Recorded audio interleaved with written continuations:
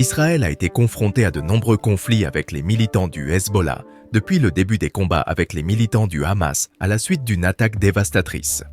Le numéro 2 du Hezbollah a menacé d'intensifier ses attaques transfrontalières si Israël persiste dans son offensive meurtrière dans la bande de Gaza.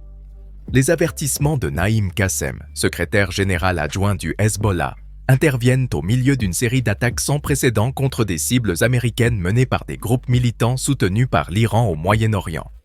Qassem a affirmé que le Hezbollah intervenait pour soulager la pression sur Gaza et a qualifié Israël d'agresseur. Dans ses déclarations, Qassem a exprimé « Ceux qui sont dans l'axe de la résistance ont observé que les États-Unis étaient le plan. Ils attaquent donc les États-Unis dans le but d'envoyer un message pour qu'ils mettent fin à leurs actions, ainsi que Israël devrait arrêter.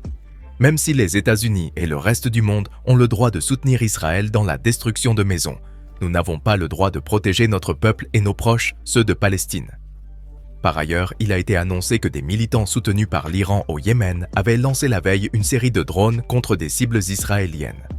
En outre, au moins 10 autres attaques ont été enregistrées contre des bases américaines en Irak et en Syrie au cours du week-end, et la veille, ont indiqué 3 responsables américains de la défense. La plupart des attaques n'ont pas atteint leur cible, car la plupart des missiles ont touché des bases américaines, sans causer de blessés ou de dégâts importants. L'attaque a eu lieu quelques jours seulement après un discours très attendu du chef du Hezbollah, Hassan Nasrallah. La veille, des militants avaient tiré des roquettes depuis le Liban sur le territoire syrien. 16 roquettes, provenant du Liban, ont pénétré plus profondément en territoire israélien que lors de tout autre incident depuis la guerre de 2006, incitant Israël à répondre par une offensive. Les moments suivants ont marqué la réponse d'Israël. Les forces de défense israéliennes ont réagi rapidement à ces attaques. Les avions militaires israéliens ont mené des frappes dans plusieurs zones liées aux groupes militants du Hezbollah dans le sud du Liban, comme l'ont rapporté les forces de défense israéliennes. Les cibles comprenaient des zones dotées d'actifs technologiques, des dépôts d'armes, des sites de lancement de fusées et d'autres infrastructures. L'impact de l'attaque israélienne a considérablement perturbé les plans des militants du Hezbollah, car la destruction de ces installations, où étaient cachées des armes cruciales, les a mis dans une position difficile. À la suite de ces attaques israéliennes, d'importants panaches de fumée sont apparus près de la ville libanaise de Riche, ajoutant à une atmosphère de tension persistante dans la région du Moyen-Orient. Peu de temps après cette attaque, l'armée israélienne s'est à nouveau mobilisée. Les forces de défense israéliennes ont attaqué 2 cellules terroristes dans le sud du Liban, comme l'a confirmé la même organisation. Ces cellules avaient pour objectif de tirer sur Israël, éventuellement à l'aide de missiles guidés anti-chars. En outre, l'armée israélienne a signalé l'attaque d'un poste d'observation appartenant au Hezbollah, un groupe militant de la région. Cette séquence d'attaques efficaces d'Israël a complètement modifié les positions des militants. En outre, les forces de défense israéliennes ont ajouté qu'un missile guidé anti-char avait été tiré depuis le Liban dans la région de Methoula, mais heureusement, il n'a fait aucun blessé. Le chef du Hamas, Saleh al-Harouri, qui est également responsable de l'aile ouest de la banque du Hamas, opère actuellement depuis le Liban, maintenant ainsi le Liban comme un point chaud. Pendant ce temps, les forces de défense israéliennes poursuivent leur offensive dans la bande de Gaza. Le ministre israélien de la Défense, Yoav Gallant, a annoncé le déploiement de forces armées au cœur de la ville de Gaza, dans le cadre de l'offensive militaire en cours dans les territoires palestiniens. Les forces terrestres israéliennes ont attaqué Gaza dans plusieurs directions, coordonnant leurs actions avec les forces navales et terrestres.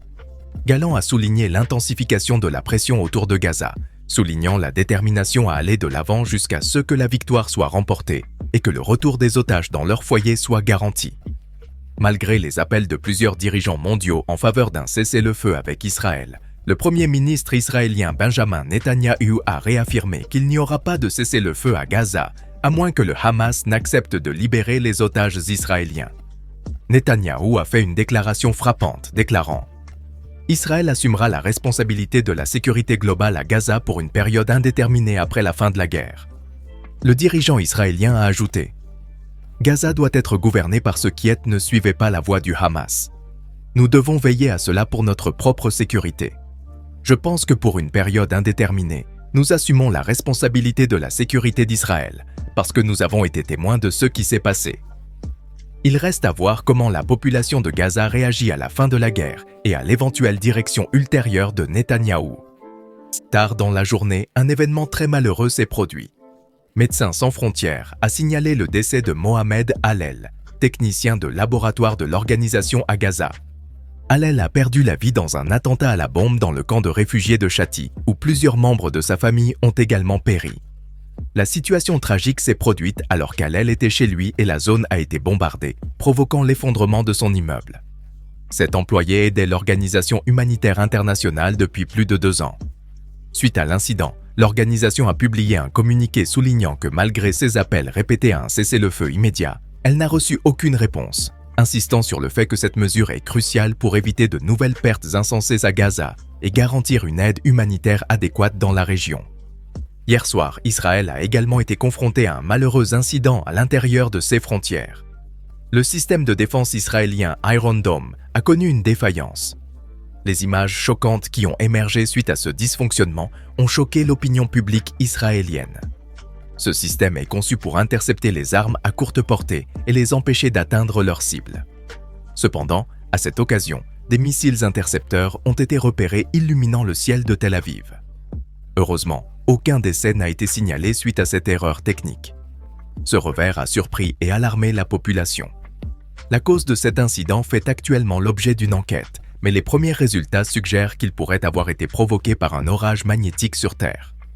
Selon les forces de défense israéliennes, la CIA travaille en étroite collaboration avec Israël sur les questions de renseignement pour planifier le sauvetage de centaines d'otages détenus par Hamas.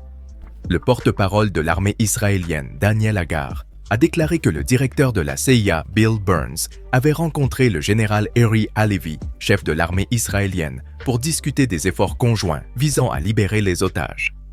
Burns s'est rendu dans plusieurs pays de la région, Israël étant sa première étape, pour coordonner ses actions avec différents responsables du renseignement.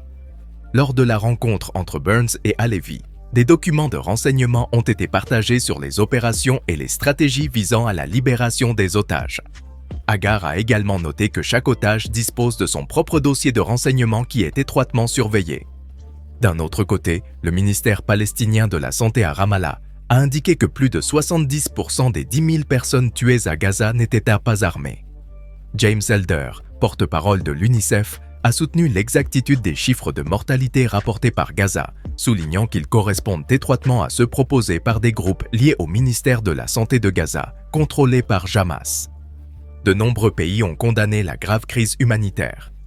Le Premier ministre belge Alexander De Croo a exprimé sa consternation face aux attaques israéliennes contre les infrastructures civiles à Gaza, mentionnant notamment que les attaques contre le camp de réfugiés de Jabalia sont totalement inacceptables. De son côté, le porte-parole du Kremlin a exprimé sa profonde préoccupation face à la situation humanitaire catastrophique. De même, le secrétaire général des Nations Unies a réitéré son appel à un cessez-le-feu humanitaire immédiat. Malgré ces demandes, le porte-parole de l'armée israélienne, le contre-amiral Daniel Hagar, a clairement indiqué qu'il n'y aurait pas de cessez-le-feu, précisant qu'elle n'utiliserait jamais sa propre population comme bouclier humain.